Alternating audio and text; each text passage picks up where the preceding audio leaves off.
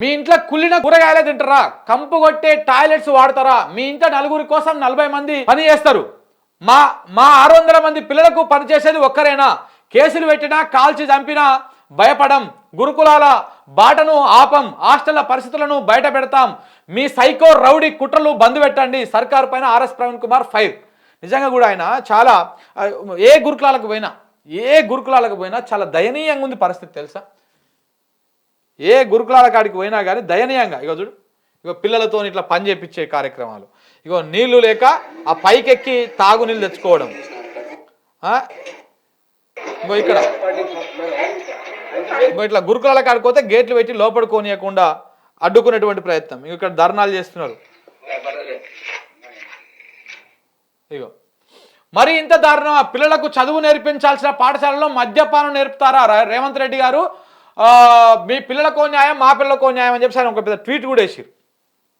So ఇట్లా చాలా ఉన్నాయి. సో గురుకులాలు జరుగుతున్నటువంటి భాగవతాన్ని మొత్తం కూడా ఆర్ఎస్ ప్రవీణ్ కుమార్ బృందం కావచ్చు, వీళ్ళంతా ఈ గురుకుల బాట ఏదైతే చేస్తా ఉన్నారో వీళ్ళందరూ కూడా బయట పెడతా ఉన్నారు. చాలా వీడియోలు వస్తూ ఉన్నాయి సోషల్ మీడియాలో. సో దానికి సంబంధించి కూడా చర్చించుకోవాల్సినటువంటి అవసరం ఉన్నది. చూడయ్యా ఎట్లా ఉన్నాయి చూడ్రి ఈ దోసకాయలు. ఇవి ఇంకా ఈ దీంట్లో మీద ఈగలు వాలి పురుగులు వాలి అవిట్లనే మళ్ళీ చక్క గడుగుతారో కడగరో అవిట్లనే వండుతారు.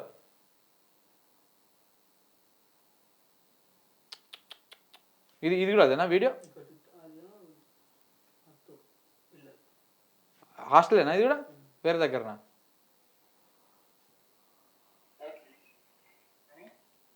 ఇంకా చూడండి.